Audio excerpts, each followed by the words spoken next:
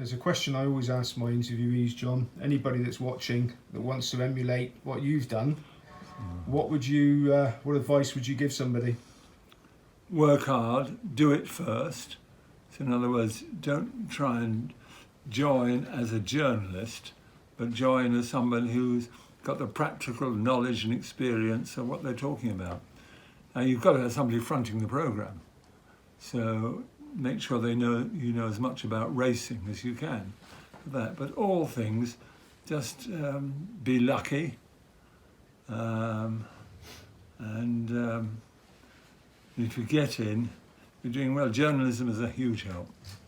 To have journalistic knowledge, to realise what is important, what isn't important, what matters at the time. So journalistic instinct is a really big help. But in the end, it's just to work hard, understand the job, and to love racing. You must love racing. You can't come in as another job. It is much more than a way of life. And that's where racing is going wrong now. They're a business. They're buying and selling commodities as though it's on the stock exchange. It's not. It's part of the British way of life. If you can get involved in that, how fortunate you are. A lot of people would consider you to be a rather flamboyant character with a larger-than-life persona, both in dress and the way you carry on. Do you think that's helped your career, that you've stood out in that respect? Probably hasn't helped my career. I always wear clothes that have got big pockets in them, so you can put not to put money in, but there's no money to put it, but all sorts of stuff you need when you're doing your job, looking at the weather and all that sort of thing.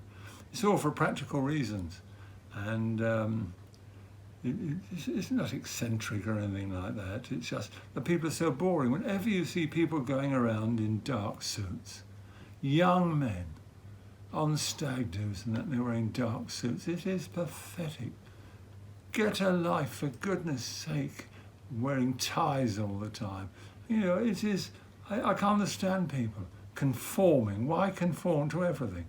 I wear loose clothes, whatever's loose, and you can move your arms about and all that sort of thing. So do your own thing, don't do what other people do, and enjoy life as best you can.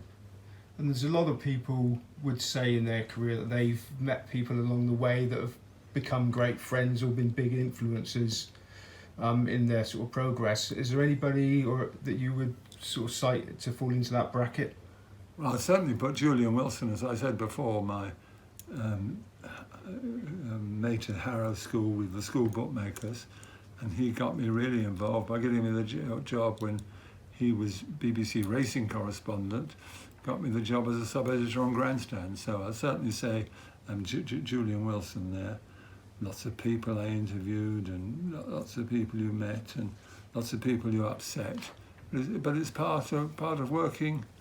On the cuff, you've got to be able to think on your feet a bit, I suppose. And I don't know. It's just you got to love the game.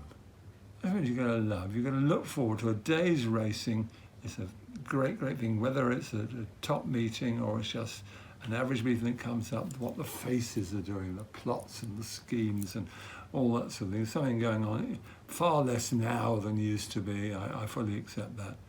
But the bookmakers themselves are such characters. They're standing up there. I have stood on a stool, as part shareholder and that. And you're looking around and you're looking at sharks. They want to get you. You do something wrong, you put a wrong price up, they'll be in for it. You overstand a horse and all that sort of thing. And it's a battle all the time. You're waging a war. You've got to be nice.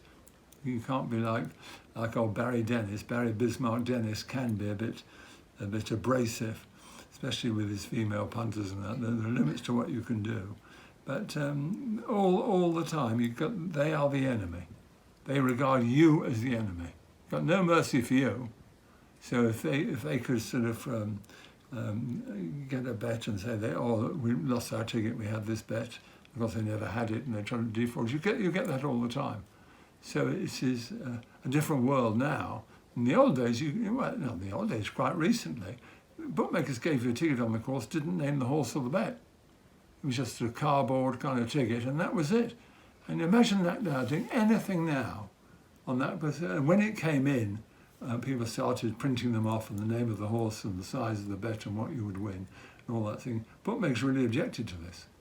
They said, oh, that will never work like that. It's too complicated and all that. I said, we should have been doing this 50 years ago.